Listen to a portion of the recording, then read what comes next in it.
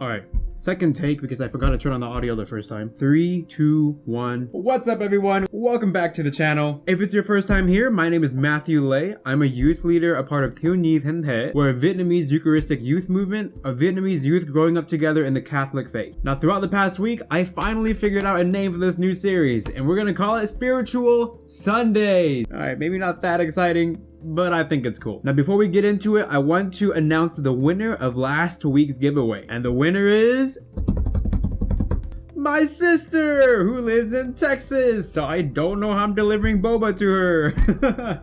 But we'll figure it out somehow. Alright, now without further ado, let's get into it. So this week's gospel is kind of lengthy, so first things first, let's break it down. Jesus goes up to the two men, and initially they don't recognize him, but they still go ahead and discuss what happened the past few days with the crucifixion and their interpretation of it. This is very similar to how we interpret the Bible in our lives.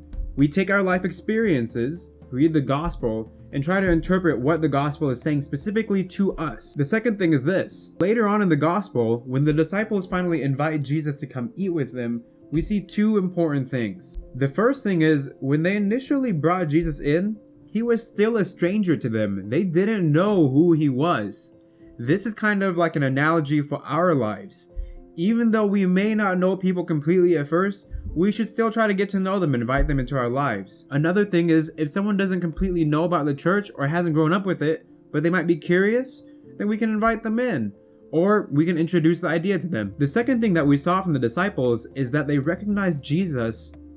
I have a lisp, okay. They recognized Jesus in their presence, just like we are supposed to see Jesus' presence during the Eucharist. We actually see a really big model here for what we do during Mass in this gospel.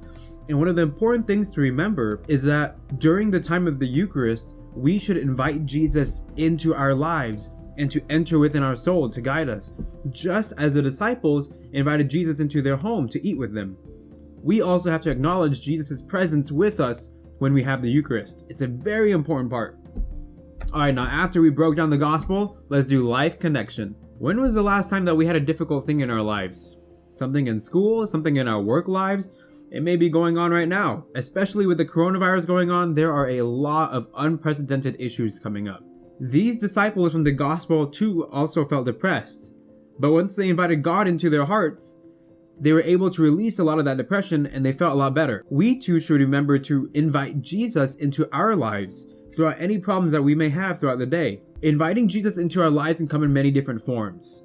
This may mean praying to Jesus and asking him for help, or opening up the Bible and reading a passage and trying to see what it says to us. This could also mean maybe we should open up to a friend or family member and ask for some help. Or sometimes it could just be taking some personal time or journaling and trying to figure out in our own mind what's going on and really try to decipher that. Side tip, when I do that last fourth option, I usually do a quick prayer right beforehand to ask God for some guidance as I explore my personal thoughts. Alright, now back to it. This with me. Write down 2 or 3 things in your life that you feel like could be kind of an issue right now and you want to fix. Then go ahead and pick one thing to address.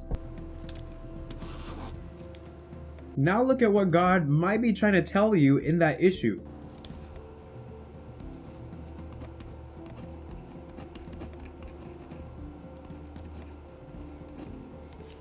After looking at that one thing, go ahead and try to pick 2 to 3 ways to address that.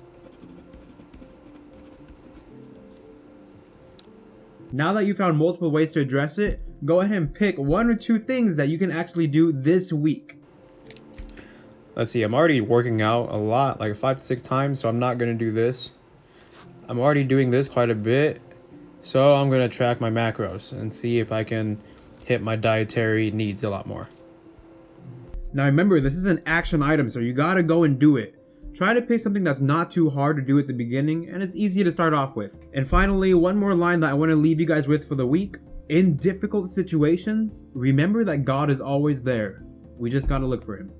Alright everyone, thank you so much for tuning in this week. I drop a new video every single Sunday. If you want to support my channel, make sure you subscribe, click that like button below, and go ahead and leave a comment below of what you thought about this week's video. And if you really want to support just like my mom, go ahead and rewatch this video 7 or 8 times so the YouTube algorithm just shows my video to everyone. Probably not. I hope I was able to bring you some good value this week. Thanks for tuning in, everyone, and I'll see y'all in the next video. God bless y'all and have a good week.